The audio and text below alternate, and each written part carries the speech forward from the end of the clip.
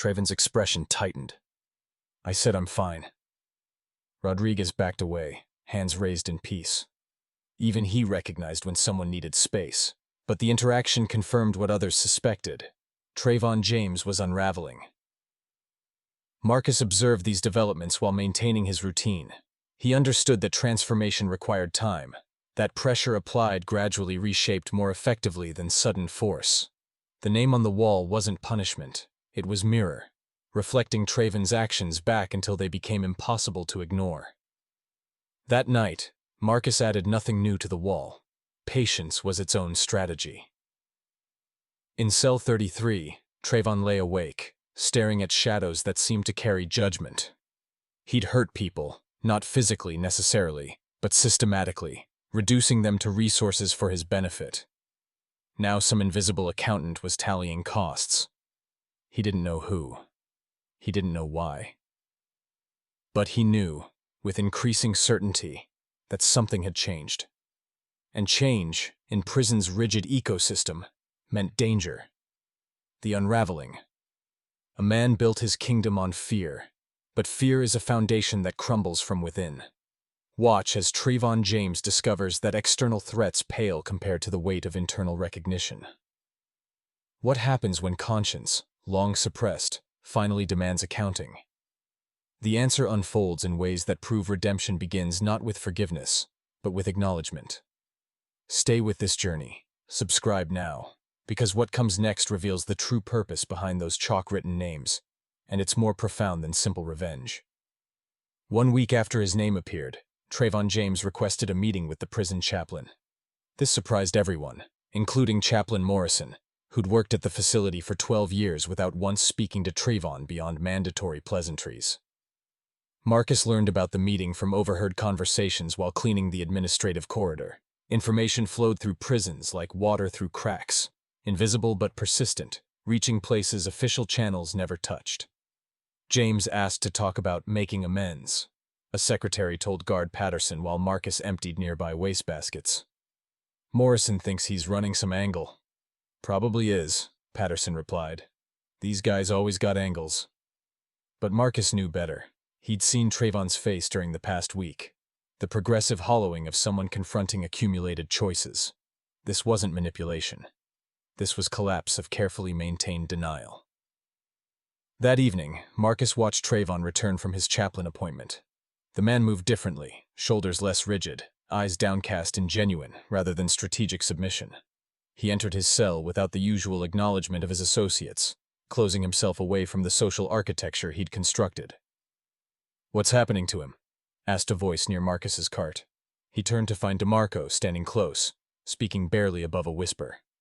"He's remembering," Marcus said simply. Remembering what? Who he hurt? Why it mattered? Marcus resumed cleaning.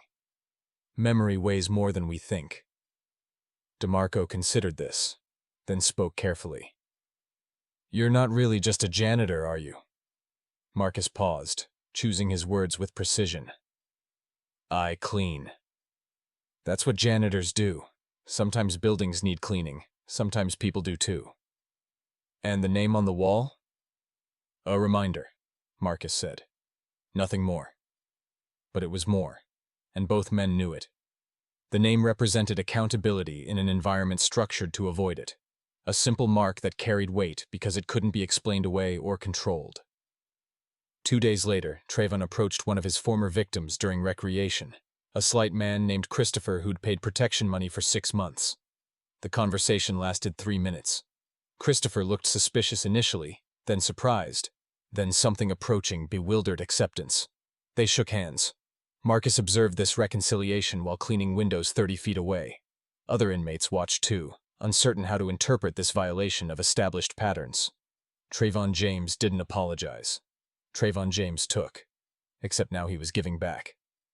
Over the following days, Trayvon spoke to 7 other men, each someone he'd exploited or intimidated. Not all conversations ended positively.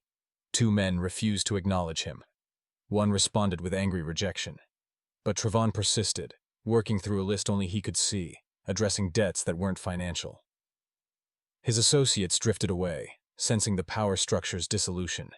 Protection rackets required projected strength. Apology tours demonstrated weakness. Within the prison's harsh economy, Trayvon was making himself obsolete. Guard Patterson noticed the shift. "James has gone soft," he told another officer. "Give it time.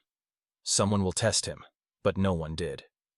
The name on the wall had created its own mythology, and inmates whispered theories: gang retaliation, supernatural curse, administrative setup. None guessed the truth, that a janitor with chalk had simply made the invisible visible. On the 14th night after the name appeared, Trayvon requested transfer to a different cell block. He filled out the paperwork himself, citing desire for new environment and personal growth. Marcus scrubbed Trayvon's name from the wall that evening. This time, with hot water and proper technique, the chalk dissolved completely, leaving only clean concrete. The mark had served its purpose. The second name power recognizes power, even in silence. The inmates of Cell Block D are beginning to understand that the quiet janitor operates according to rules they haven't learned. But knowledge brings choice, and choice brings consequence. When a second name appears on that shower wall, everyone will wonder, who decides, and why? If you want to understand how justice works when official systems fail, you need to stay subscribed, because what Marcus Webb does next will challenge your assumptions about judgment, mercy, and the thin line between them. Marcus Webb studied Cell Block D with the patience of someone who understood that human patterns revealed themselves through observation, not interrogation. 3 weeks had passed since Trayvon's name disappeared. The man had transferred to Block C, where he maintained his transformed behavior, speaking less, reflecting more, navigating his sentence with newfound humility. But Trayvon James hadn't been the only predator in Block D's ecosystem. Curtis Blackwell occupied Cell 19, and unlike Trayvon's straightforward extortion, Curtis specialized in more insidious control. He trafficked in information, learning secrets through careful conversation, then leveraging them for favors, protection, or simple entertainment. He'd destroy a man's reputation over a chess game, exposing vulnerabilities with casual cruelty disguised as gossip. Marcus had listened to Curtis work his craft for weeks. The man possessed genuine intelligence, which made his choices more condemnable. He knew exactly what damage he inflicted, calibrating his revelations for maximum impact while maintaining plausible deniability. "Just sharing what I heard," Curtis would say with performative innocence. "People should know the truth." But truth weaponized became something else entirely. DeMarco approached Marcus during the evening shift, pretending to examine the cleaning cart while speaking quietly. "You're going to do Curtis next, aren't you?"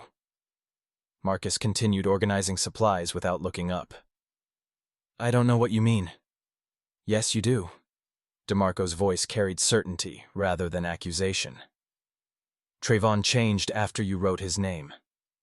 Now Curtis is running his mouth, hurting people because he can. So you're going to write his name too." Marcus finally met DeMarco's eyes. "And if I did? Then I'd say some people need reminding that words have weight. That secrets aren't toys." DeMarco glanced toward Cell 19. "Curtis destroyed Martinez last week, told everyone about his daughter being in foster care, made it sound like Martinez was unfit. The man hasn't spoken since, just sits in his cell." Marcus had witnessed this devastation.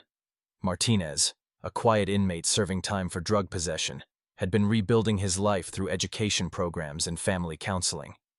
Curtis had shattered that fragile reconstruction with strategic gossip, turning Martinez's vulnerability into entertainment. "What happens after you write the name?" DeMarco asked. "How does it work?" "It works," Marcus said, "because people decide it works. The name isn't magic. It's just visible accountability. What someone does with that visibility determines everything else." That night, Marcus wrote, "Curtis Blackwell." The letters appeared in the same location Trayvon's name had occupied, formed with identical precision. By morning recreation, half the block had noticed. By afternoon, Curtis knew. Unlike Trayvon's fear-based response, Curtis approached the situation with aggressive denial. He stood before the wall during recreation, arms crossed, projecting dismissive confidence. "Somebody's playing games," he announced to the gathered inmates. "Trying to start something with me. Ain't going to work." But his voice carried defensive pitch that undermined the words. Several inmates exchanged glances. the kind of silent communication that constituted prison discourse. Rodriguez spoke up. Worked on Trayvon. He's different now. Trayvon was weak, Curtis shot back. I'm not Trayvon. Marcus mopped nearby floors, appearing completely absorbed in his work. He'd learned that invisibility wasn't absence, it was choosing when to be noticed. The silent observer. A janitor enters a maximum security prison with nothing but a mop and a secret. The inmates mock him. The guards ignore him. But when names begin appearing on a corridor wall, and those prisoners vanish within days, everyone stops laughing. What you're about to discover will challenge everything you believe about power, redemption, and the unseen forces that shape our destinies. If you're ready for a story that reveals how the quietest person in any room might hold the greatest influence, then keep reading. And don't forget to subscribe. This journey into the shadows of human transformation has only just begun. Marcus Webb pushed his cleaning cart down cell block D with the same unhurried rhythm he'd maintained for 3 weeks. The wheels squeaked their familiar protest against the concrete floor, a sound that had become part of the prison's evening soundtrack. Around him, the fortress of steel and stone hummed with its particular tension, the kind that exists when 400 men live in cages, each nursing grievances that fermented in confinement. "Hey, janitor man," called Rodriguez from cell 47. "You missed a spot. Right there where Jenkins bled out last month." Marcus paused, examining the floor with genuine attention. The stain had long been scrubbed away, but Rodriguez needed to assert dominance however he could. Everyone did here. It was the currency of survival. "I'll get it," Marcus said quietly, redirecting his cart. "Damn right you will," Rodriguez laughed, and several nearby cells echoed his amusement. Marcus had learned during his first week that reaction was expectation. The inmates wanted fear, anger, or submission, any emotional response they could leverage. He offered none. Instead, he cleaned with methodical precision, spoke only when necessary, and observed everything. Guard Patterson walked past without acknowledgement. Marcus had noticed this about the corrections officers. They saw uniforms in categories, not individuals. The janitor existed in a peculiar space, civilian but present, necessary but invisible. This invisibility, Marcus had discovered, granted access that others couldn't imagine. As he mopped near Rodriguez's cell, Marcus noticed the small mirror fragment tucked beneath the man's bunk, contraband that could become a weapon. He said nothing. Knowledge held silently carried more weight than knowledge deployed prematurely. "You ever talk, janitor?" asked a voice from cell 51. This was DeMarco, serving 20 years for armed robbery. Unlike Rodriguez, his question carried genuine curiosity rather than challenge. "When there's something worth saying," Marcus replied, wringing his mop with careful attention. DeMarco nodded slowly, as if this answer confirmed something. "Smart man." Marcus continued his work, moving through the block with practiced efficiency. Near the wall where the showers began, he paused. The surface was marked with decades of scratches, gang symbols, and crude declarations. Tomorrow night, he would add something new to this palimpsest of confined lives. A name. Just one. And then he would wait to see what disappeared. The first mark. What happens when judgment arrives not with fanfare, but with chalk dust? The inmates of cell block D are about to discover that the janitor they dismissed holds a power they cannot comprehend. Before this chapter ends, one name will appear on the wall, and one man's carefully constructed prison identity will begin to crumble. This is where you realize that some stories operate on rules we don't expect. So hit that subscribe button, because the mystery deepens with every word, and you won't want to miss what comes next. Marcus Webb arrived for his shift carrying the same worn canvas bag he brought each evening. Inside, cleaning supplies, a thermos of coffee, and a small box of white chalk he'd requisitioned through proper channels. No one questioned a janitor's supplies. This was his advantage, the institutional blindness to those who cleaned up after consequence. Cell block D erupted in its usual evening chaos. Inmates shouted between cells, negotiating, threatening, establishing the night's social order. Marcus moved through this noise like water around stones, present but unperturbed. "Yo, janitor," called Trayvon James from cell 33. "You deaf or just stupid?" Marcus glanced up briefly, meeting Trayvon's eyes with neither aggression nor submission, simply acknowledgement that words had been spoken. This measured response seemed to frustrate Trayvon more than cowering would have. Trayvon James ran protection rackets within the prison, targeting weaker inmates for commissary goods and favors. Marcus had watched him operate with systematic cruelty, selecting victims with predatory precision. The guards knew but maintained calculated ignorance. Intervention required paperwork, hearings, complications, easier to let the ecosystem regulate itself. As Marcus cleaned near the shower wall that evening, he palmed the chalk. The motion was casual, practiced. Around him, inmates moved through their routines, some exercising, others reading, most simply managing the vast boredom of confinement. No one paid attention to the janitor. With deliberate strokes, Marcus wrote, "Trayvon James." The letters stood crisp and clear against the gray concrete, each character formed with careful precision. Marcus stepped back, examining his work with the same attention he gave to every task. Then he resumed cleaning, his expression unchanged. 20 minutes passed before someone noticed. "Hey!" The shout came from Diaz in cell 29. "Somebody wrote Trayvon's name on the wall." The block fell silent, a rare occurrence that testified to the observation's significance. In prison, names carried weight. They appeared in gang declarations, hit lists, territorial markers. A solitary name, unexplained, triggered immediate speculation. Trayvon emerged from his cell during the next recreation period, flanked by his two primary associates. He approached the wall, jaw tight, eyes scanning for threats. "Who did this?" His voice carried forced calm. "Who?" The question hung unanswered.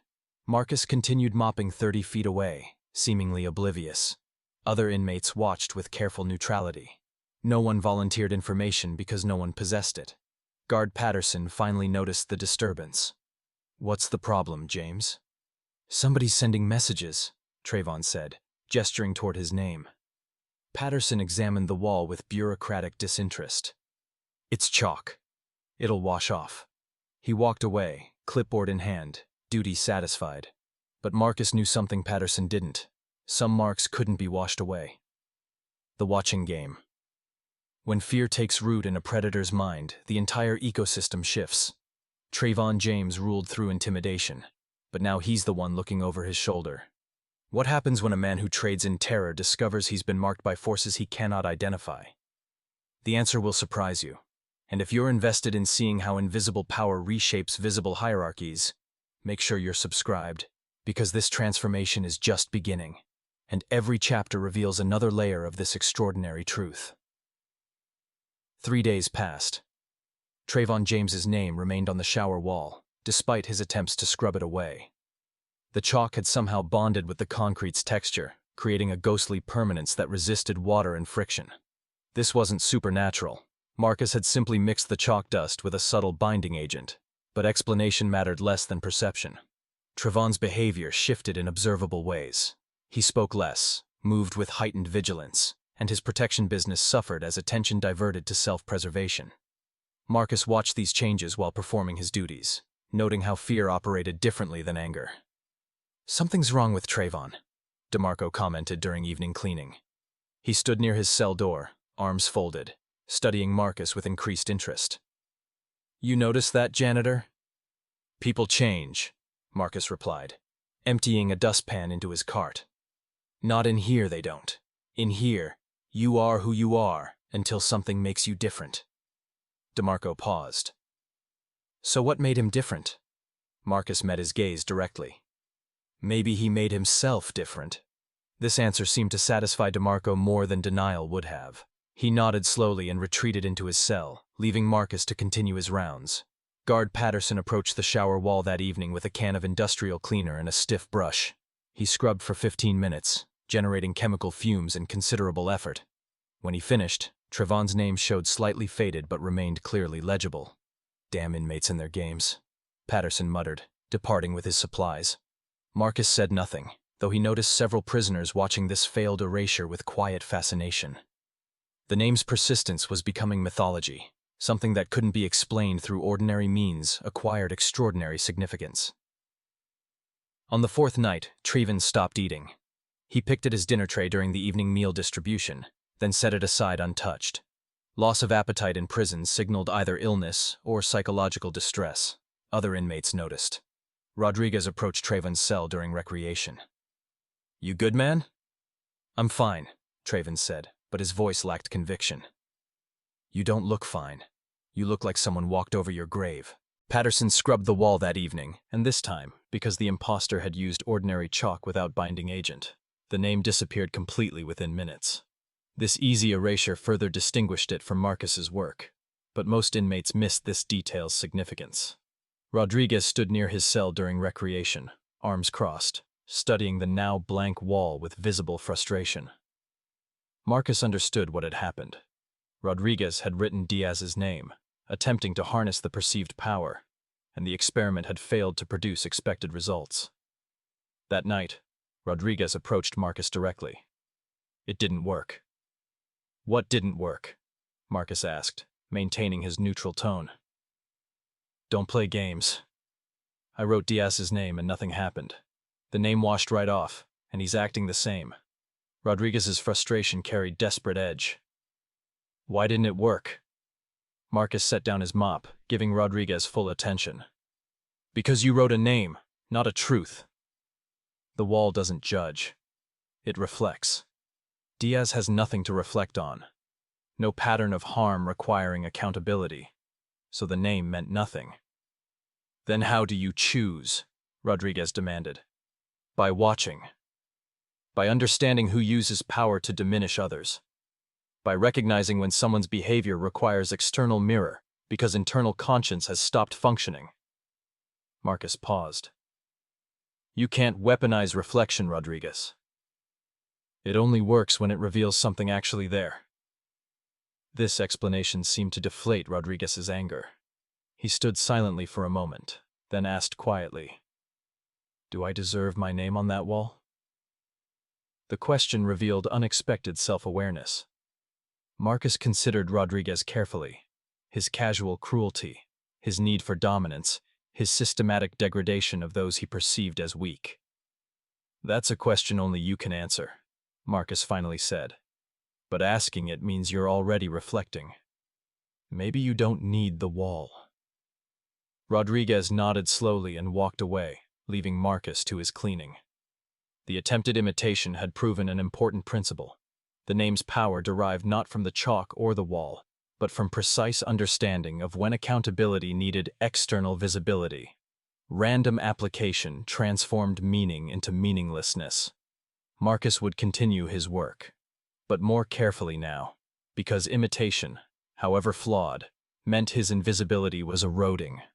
The witness authority without force confuses those who understand power only through domination. But Marcus Webb is about to demonstrate that influence earned through consistency outweighs control maintained through fear. When the prison's established hierarchy recognizes an alternative power structure, confrontation becomes inevitable. Subscribe now, because this chapter reveals what happens when incompatible systems of order collide, and proves that authentic transformation cannot be suppressed by those who profit from stagnation. What comes next will change everything you think you know about prison dynamics. Guard Patterson had worked at the facility for 8 years, long enough to recognize patterns that disrupted institutional order. The names on the shower wall represented such disruption, an authority structure operating outside official channels, changing inmate behavior through mechanisms he couldn't control or even fully understand. This bothered him more than typical prison problems. Gang violence, contraband, and territorial disputes followed predictable rules. Administrative procedure addressed them through established protocols. But a janitor writing names that produce psychological transformation? That existed outside his framework for managing inmates. Patterson began watching Marcus during the 5th week. He noticed the janitor's methodical routine, the way inmates increasingly deferred to his presence, how conversations would pause when Marcus approached. The man had somehow acquired soft power, influence unattached to force or formal position. "What do you know about the janitor?" Patterson asked Warden Collins during a routine briefing. Collins reviewed Marcus's file without much interest. Marcus Webb, civilian contractor, 38 years old, exemplary work record. Why? Inmates are acting different around him. Respectful almost. It's unusual. Collins shrugged. Maybe he's just good at his job. Not our problem if inmates respect the cleaning staff. But Patterson's instinct said it was their problem, because respect in prison translated to power, and unauthorized power threatened institutional control. He continued his surveillance, looking for violations, policy breaches, anything that would justify intervention. Marcus was aware of Patterson's attention. Years of observation had taught him to recognize when he'd moved from invisible to visible, from ignored to scrutinized. This transition was inevitable but required careful management. One mistake would end his ability to continue his work. Curtis returned to his cell, maintaining his facade of unconcern. But Marcus observed the small tells: increased pacing, frequent glances toward the corridor, hands clenching and unclenching. The name was doing its work, creating space between Curtis's projected identity and his actual self. That space would grow, and in that growth, transformation became possible. The mirror's reflection. Some men armor themselves in arrogance, believing confidence can substitute for character. But when the armor cracks, what lies beneath determines whether healing or destruction follows. Curtis Blackwell is about to discover that running from reflection only exhausts the runner. The truth waits patiently, inevitable as morning. Watch how resistance transforms into recognition, and remember to subscribe, because this chapter reveals the precise mechanics of change that occur when we stop fighting what we know and start accepting what we've become. Curtis Blackwell spent the first 3 days after his name appeared attempting to identify the writer. He interrogated inmates through casual conversation, seeking information while pretending mere curiosity. His approach demonstrated trademark subtlety, questions embedded in unrelated discussions, observations disguised as complaints. That janitor's been here what, a month? Curtis mentioned to several people. Seems like problems started when he showed up. But no one confirmed this theory, because no one had witnessed Marcus writing the names. The janitor's timing and method remained mysterious, which amplified the name's psychological impact. Mystery bred speculation, and speculation bred significance beyond the physical chalk marks. Marcus continued his work with unchanged routine. He observed Curtis's investigative efforts with professional interest, noting how the man's usual confident manipulation now served defensive purposes. Fear, Marcus understood, redirected energy from offense to protection, a fundamental shift that created opportunity for self-examination. On the 4th evening, Guard Patterson stopped by the shower wall with his cleaning supplies, determined to succeed where previous attempts had failed. He scrubbed Curtis's name for 20 minutes, using progressively harsher chemicals. The letters faded slightly but refused complete erasure. "What the hell is this stuff?" Patterson muttered, examining the chalk residue on his brush. Marcus, working nearby, could have explained the binding agent he'd mixed into the chalk, a substance that created molecular bonds with concrete's porous surface. But explanation would reveal authorship, and authorship would diminish impact. The name needed to exist as phenomenon, not action attributable to specific source. Patterson gave up, filing a maintenance request for professional graffiti removal. But the request would take weeks to process through bureaucratic channels, and Curtis's name would remain visible throughout that delay. DeMarco approached Marcus during the 5th evening. "Curtis is breaking," he said quietly. "You can see it." Marcus nodded slightly, acknowledging the observation without confirming involvement. "He exposed my prior record to my family," DeMarco continued. "Told them things I'd kept private, made them think I was worse than I am. My sister stopped visiting." He paused. "So yeah, I'm glad someone's holding him accountable." This revelation surprised Marcus, though he maintained neutral expression. He hadn't known about DeMarco's particular grievance with Curtis, but it confirmed the pattern. Curtis inflicted harm casually, without tracking cumulative damage. "What happens now?" DeMarco asked. "That depends entirely on Curtis," Marcus replied. "The name doesn't determine outcome. It just makes continuing current behavior more difficult." Curtis's resistance began crumbling on the 6th day. Marcus noticed him sitting alone during recreation, avoiding the social interactions that previously energized him. The man's face carried new lines, stress manifesting physically through contracted muscles and reduced sleep. That evening, Curtis approached Martinez's cell. The conversation lasted less than a minute, with Martinez turning away without acknowledgement. Curtis stood there for several seconds afterward, shoulders slumped, before returning to his own cell. Marcus understood what he'd witnessed. Initial attempt at reconciliation, rejected. This rejection would force Curtis to confront whether he genuinely sought amends or simply wanted the pressure relieved. Real transformation required persisting despite rejection, accepting that damaged trust couldn't be immediately repaired. On the seventh day, Curtis tried again. He spoke to Martinez during breakfast, and this time Martinez listened without turning away. The conversation remained brief and visibly uncomfortable. But it occurred, a small crack in the wall of consequence Curtis had built. Over the following days, Curtis attempted similar conversations with 3 other inmates he'd harmed. Results varied, but the pattern demonstrated genuine effort rather than manipulative performance. His usual verbal sophistication disappeared, replaced by halting, uncomfortable honesty. Guard Patterson noticed these changes. "Blackwell's acting weird," he told another officer. "First James, now him. Something's going around." But it wasn't illness spreading through cell block D. It was accountability, introduced through the simplest mechanism, making harm visible through association of name with consequence. Marcus watched Curtis's transformation with careful attention, knowing the critical phase approached, when temporary behavioral change either solidified into genuine character shift or reverted to previous patterns. The name on the wall could initiate reflection, but sustained transformation required internal commitment that chalk couldn't create. Curtis would choose his own path forward. The name simply made that choice conscious rather than automatic. The third pattern. When 2 men transform, coincidence seems possible. When a pattern emerges, everyone starts asking questions. Cell block D is learning that invisible justice operates according to principles they're only beginning to understand. But knowledge without wisdom breeds danger, and someone is about to test whether the janitor's power can be stolen. If you're ready to see how authentic authority differs from imitated force, stay subscribed. This chapter proves that some powers cannot be borrowed, only earned through specific commitment to principles most people never master. Marcus Webb noticed the shift in Cell Block D's atmosphere during his 4th week. Inmates who'd previously ignored him now watched with speculative interest. The quiet janitor had become subject of intense private discussion. Theories multiplied about his methods, purpose, and selection criteria for names on the wall. Rodriguez approached during evening cleaning, abandoning his usual aggressive posture for something approaching respectful curiosity.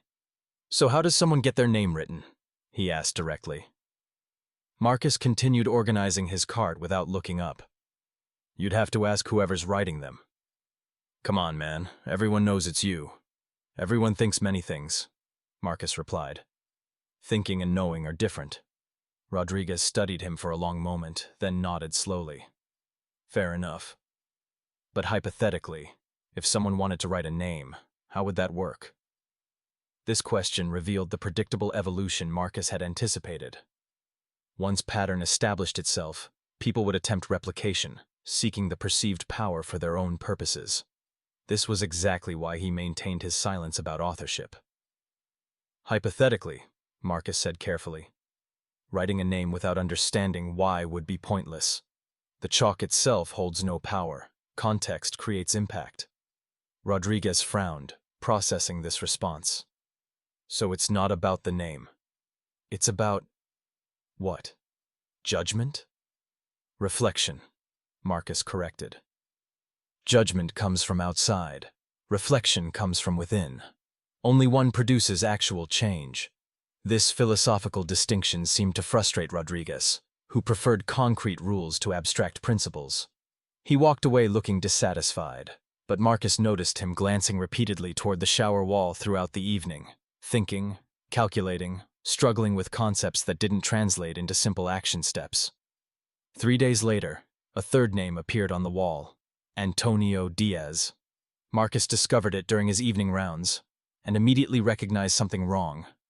The handwriting differed from his careful script. These letters sprawled unevenly, formed with aggressive pressure that chipped the concrete. More significantly, Antonio Diaz was one of Cell Block D's quietest inmates, a man serving time for white-collar crime who kept to himself and bothered no one. This was attempted replication without comprehension.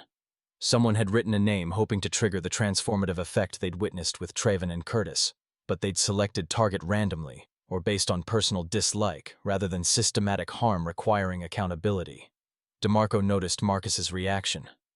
"That's not you, is it?" "No," Marcus said quietly. "I didn't think so." "Diaz doesn't fit the pattern." DeMarco looked around the block. "Someone's trying to copy your method."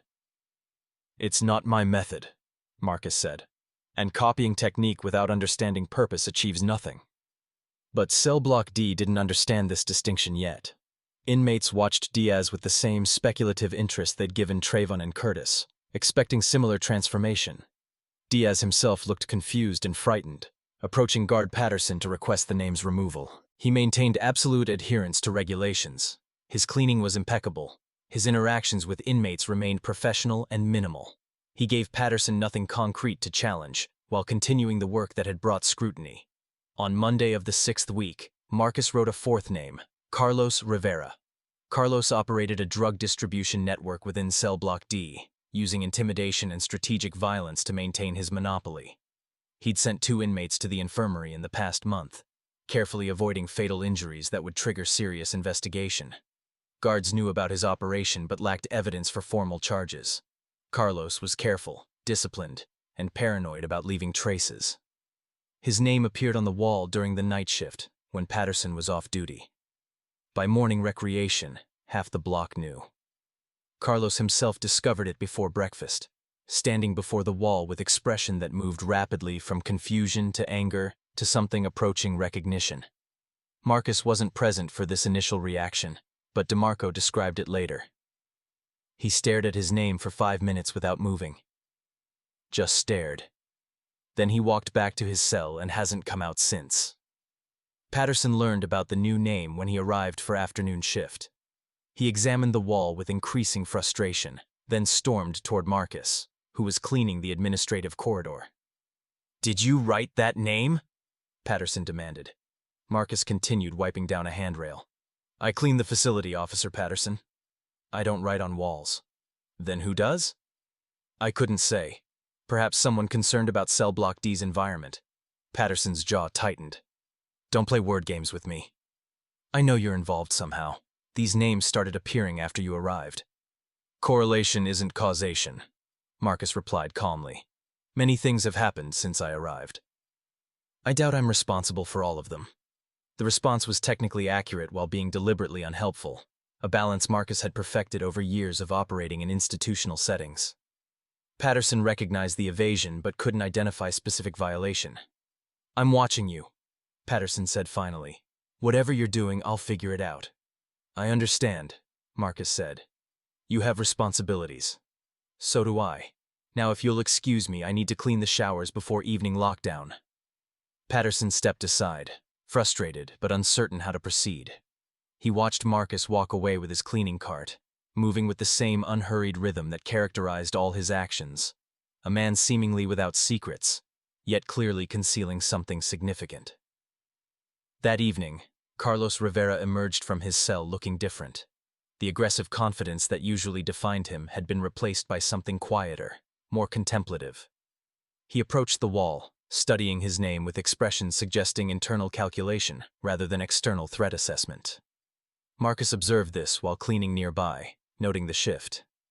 Carlos was intelligent enough to understand that conventional responses, violence, intimidation, investigation, wouldn't address a phenomenon that operated through perception rather than physical action.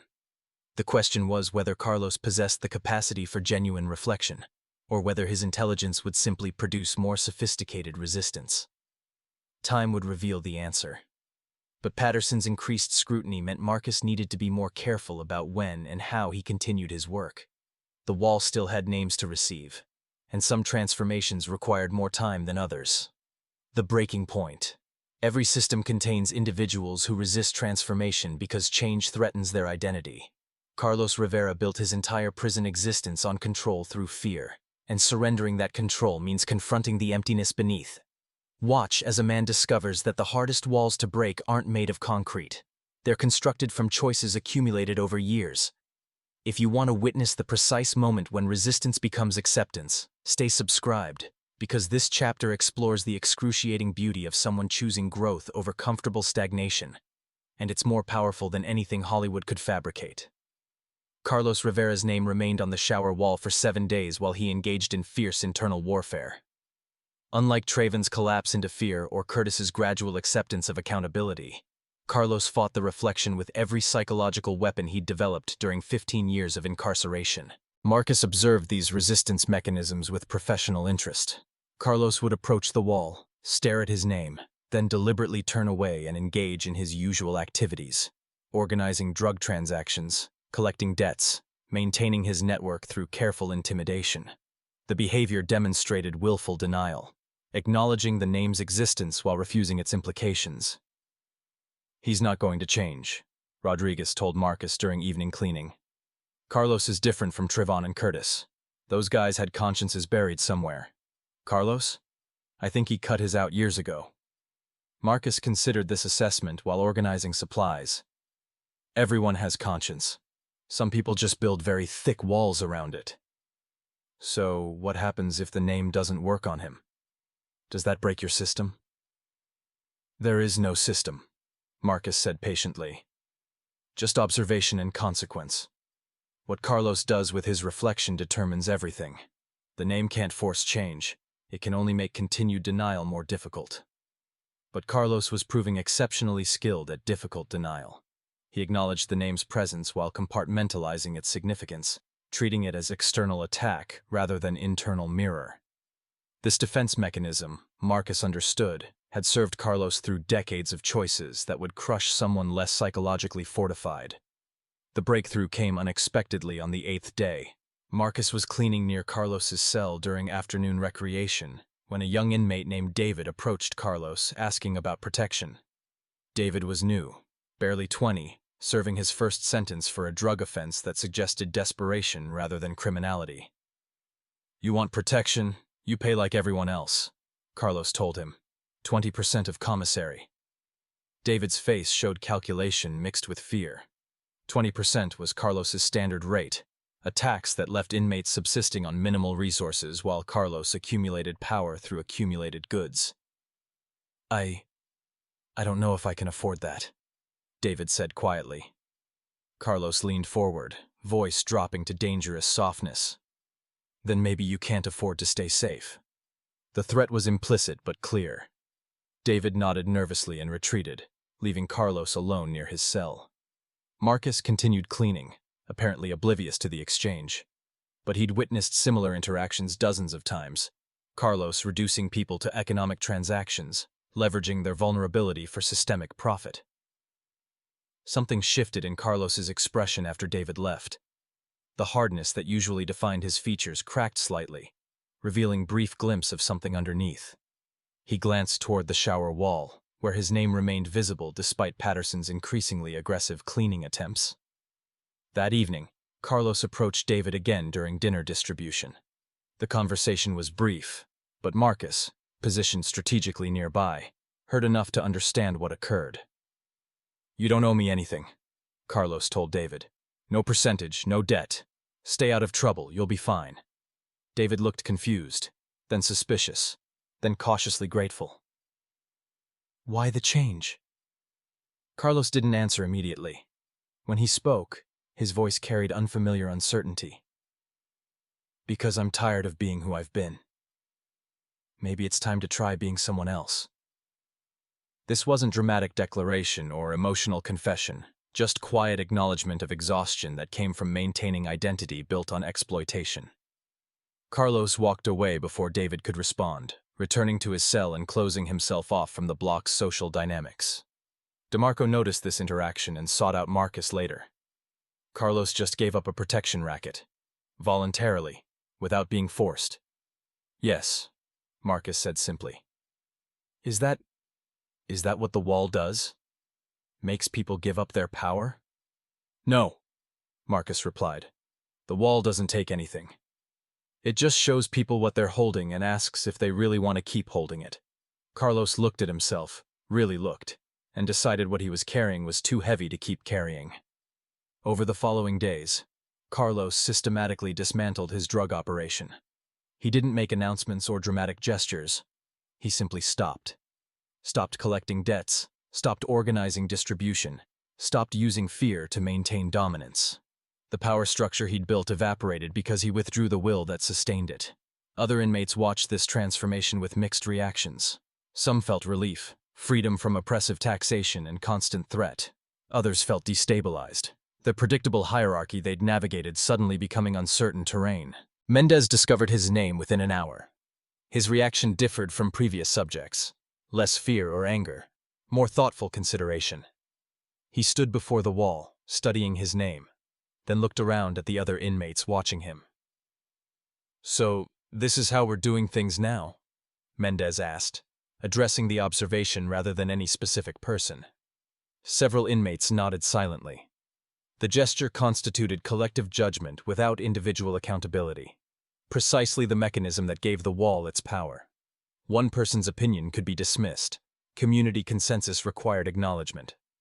Mendez nodded slowly. Fair enough. He returned to his cell without protest or defensive posturing. Guard Patterson witnessed this interaction and immediately understood its significance. He approached DeMarco afterward. "Did you write that name?"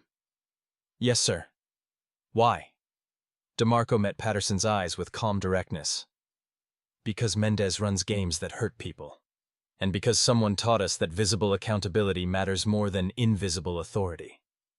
Patterson looked toward Marcus, who continued his cleaning routine 30 feet away. Their eyes met briefly.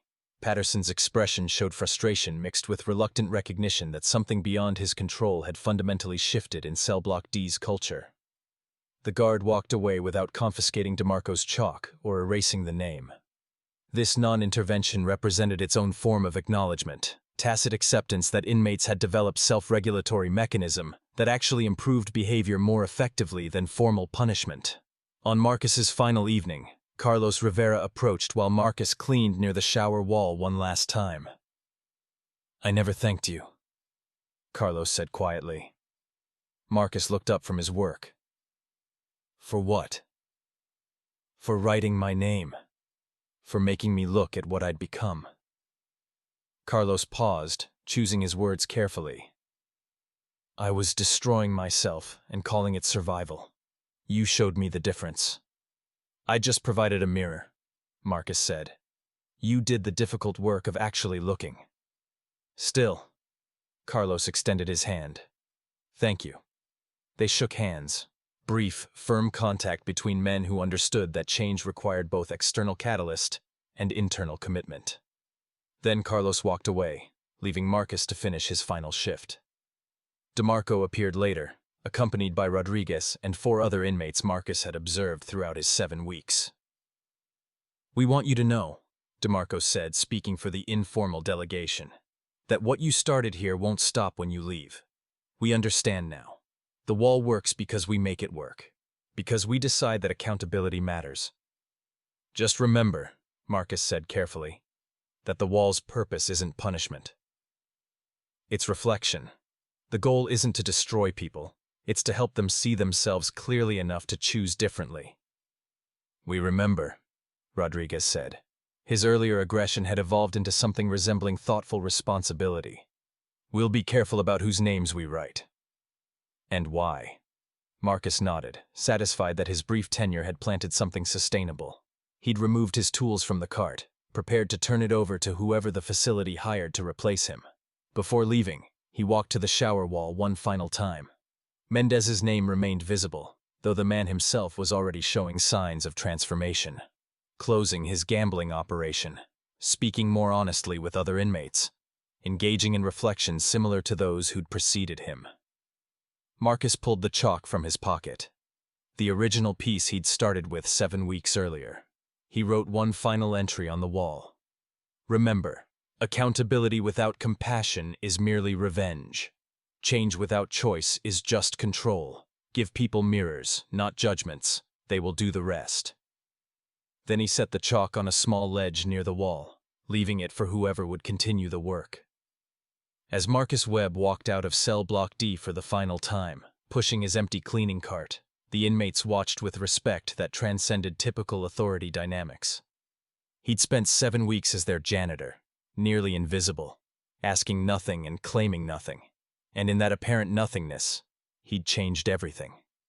3 months later, Warden Collins reviewed Cell Block D's quarterly report with increasing bewilderment. Violent incidents, down 68%. Disciplinary infractions, down 42%. Requests for counseling and chaplain services, up 73%.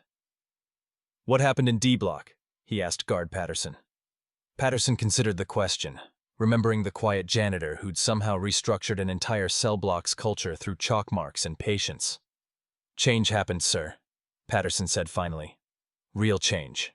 The kind that comes from inside rather than being imposed from outside." Guard Patterson noticed Carlos's behavioral change and immediately suspected manipulation. "What's Rivera planning?" he asked other officers. "He doesn't just stop being Rivera." But Marcus understood what Patterson couldn't. People did sometimes stop being who they'd been, especially when the cost of continuation exceeded the fear of change.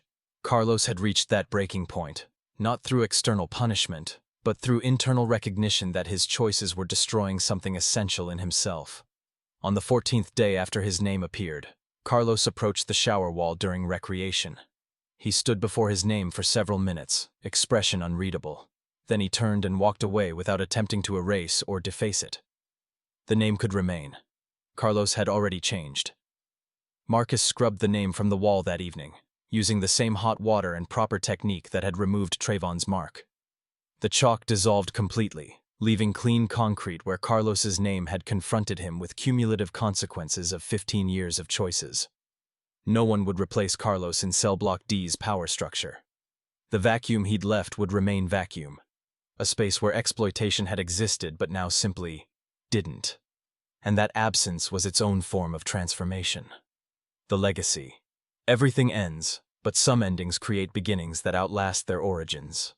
Marcus Webb's time in Cell Block D is drawing to a close, but the transformation he initiated will continue long after he leaves.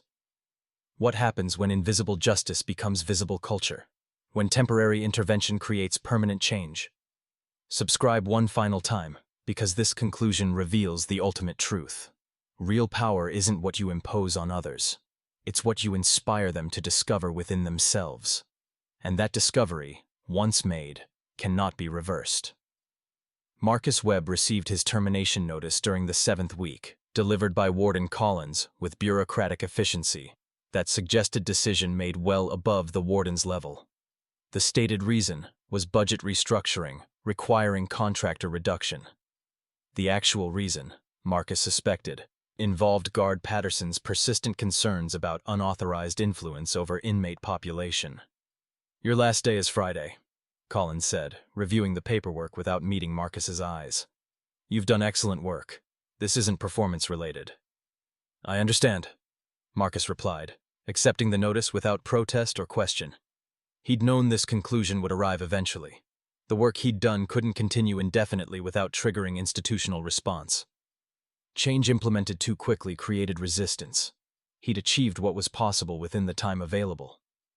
The news spread through Cell Block D with surprising speed. DeMarco approached Marcus that evening with visible concern. "You're leaving?" "My contract is ending," Marcus said, continuing his cleaning routine. "Because of the names?" "Perhaps. Or perhaps because all things end eventually." DeMarco studied him for a long moment. "What happens after you leave? Does the wall stop working?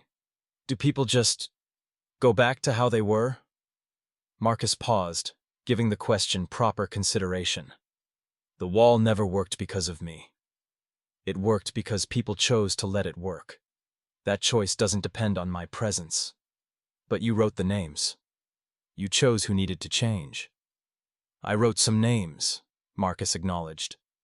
"But the real work, the reflection, the accountability, the decision to be different, that was always theirs. I just provided opportunity for them to see what was already there." This explanation seemed to trouble rather than comfort DeMarco, who clearly worried that Marcus's departure would undo the transformation Cell Block D had experienced. But Marcus understood what DeMarco couldn't yet see. The most powerful interventions were those that became self-sustaining, that transferred agency from external authority to internal commitment. 3 days before Marcus's final shift, DeMarco approached the shower wall during recreation. Several inmates watched with interest as he produced a piece of white chalk, requisitioned through official channels, just as Marcus had done. DeMarco wrote carefully, "Carlos Mendez." The name appeared in uneven script that resembled but didn't match Marcus's precise lettering. Carlos Mendez occupied cell 42 and ran a small gambling operation that exploited inmates' desperation for distraction from confinement's boredom. Marcus observed this development while cleaning 40 feet away. DeMarco had understood enough to recognize that the wall's power came not from authorship, but from community agreement that visible accountability mattered.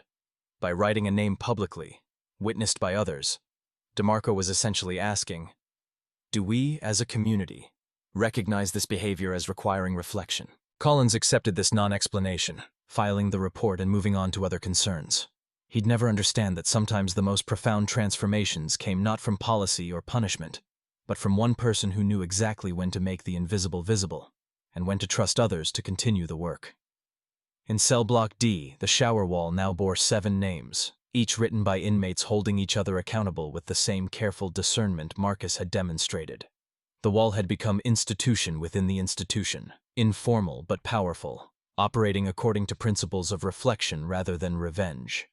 And somewhere in the city, Marcus Webb pushed a different cleaning cart through a different institution, watching, waiting, identifying where his particular skills might be needed next. Because the work was never finished, walls would always need names, and names would always need witnesses willing to write them. Tentar Novament,